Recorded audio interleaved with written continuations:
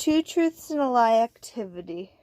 The approximate time is 15 minutes, maybe more. It depends on how many people are in your group. In this activity, you don't need any materials. First, you're going to choose a person to go first. Dylan, can you go first? Yeah. Have them tell two truths about themselves and one lie. I'm 6'5". My favorite subject is math, and I played hockey for all my childhood. Have the rest of the group guess which is the lie. You like math? Yeah. That's my lie. Once the lie is found, choose the next person to go. Would anyone like to go next?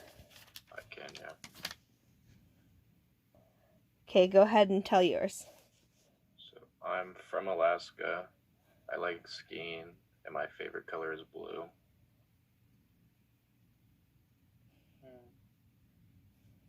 Your favorite color? No. Skiing. Yeah. Ka, can you go next? Yeah, I can go. Okay. 3 facts. I've never been drunk. I hate ice cream. I'm a full-time college student. Probably I hate ice cream. Any more guesses? No, You're I think it's the ice cream too. you're a I think that's part-time your- student? So, hating ice cream is a lie. Yeah, I'm a full-time student.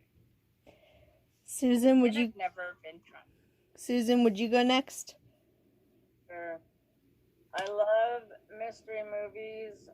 I cross-country ski, and and my favorite color is purple. Do you not like mystery movies? Yeah, that would be the one. Lie, huh? I can go next. I went to Peru. I have Spanish origins, and I didn't fly until I was age 10. Didn't fly. No. You haven't been to Peru. No. I do not have Spanish origins. I have Native Alaskan origins. Is it Bryson who hasn't gone yet? Yeah, I haven't gone. I like to snow machine in the winter. I'm studying to be a pilot, and I like the color red. Red. Is it the red? Yeah, it is. And my favorite color. now that everybody has gone, should reflect on what we have in common. For instance, one common thing is I like to go snow machining in the winter as well. I love snow machining in the winter. Heck yeah. One thing to do. You can't do it in the summer, so. Yeah, no, you can't do it. Our debrief questions were: can you relate to anything the other person said? And what did you learn about the other people from their truths?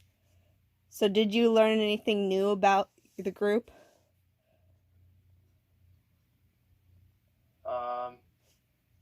No, but all I can relate to is that Carson and I played hockey together when we were little.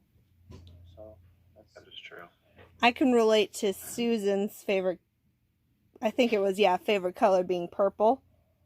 That's my favorite color too. All right, now we're going to go on to the group work reflection.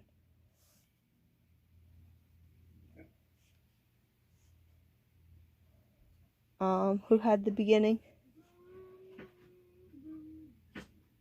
For the small group assignment, our group consists of 6 members, and their names are Ka Bang, Dylan Nibbard, sorry if I pronounce your names wrong, Carson Jungworth, Susan Gibson, Xenia Caldwell, and Bryson Roman.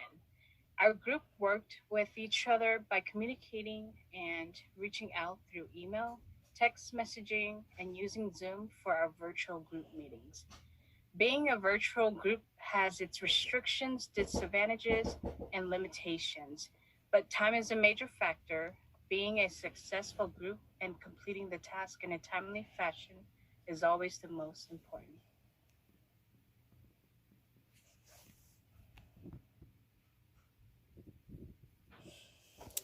Leader. Go ahead. Being in a virtual group, we do not get the classic nonverbal cues or the ability to meet in person. Instead, we choose a leader based on their intelligence, ability to communicate, and personality.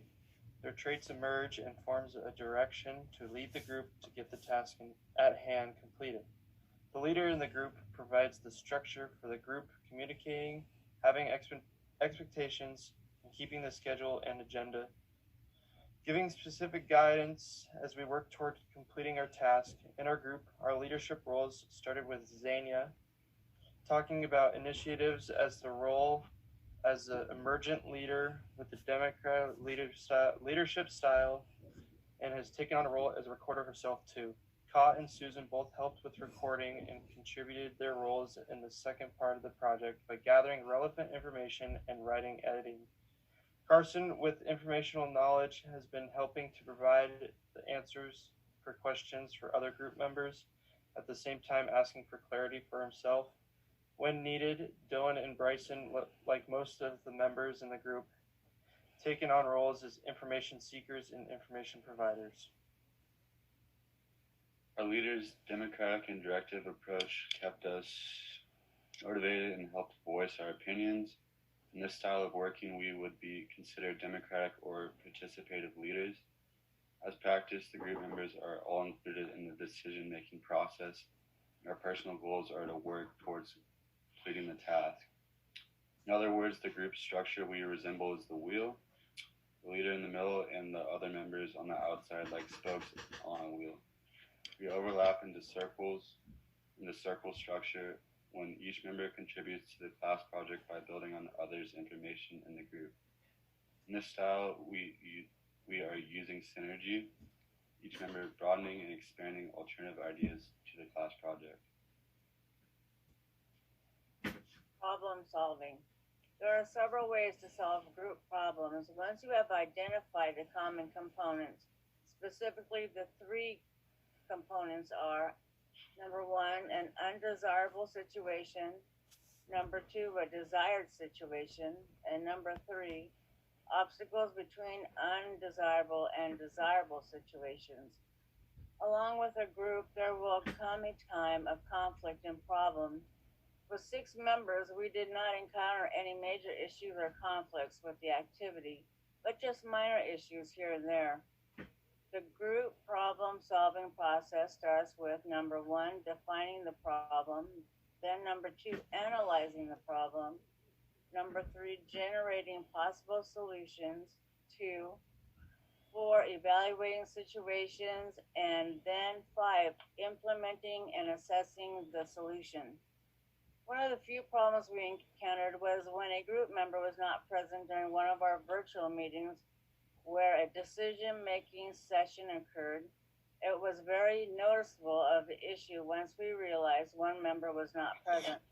But because the group still planned to have more virtual meetings, we determined the member would still be able to involve himself or herself with a leadership or task-related role, so they would not be left out of the project.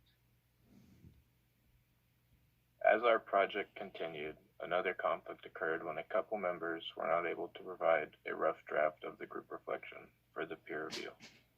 Due to lacking in relevant information that was unavailable at the time of request, on the evening prior to the day of the meet, the issue was addressed to the group via the usual communication of emailing and text messaging. On the day of the meet, the member addressed the concern, and the group opted to involve everyone to writing a brief 2 to 3 sentence on what roles they took part in, and more brainstorming ideas on problem-solving and decision-making process. This solution has made it so much easier for the members who are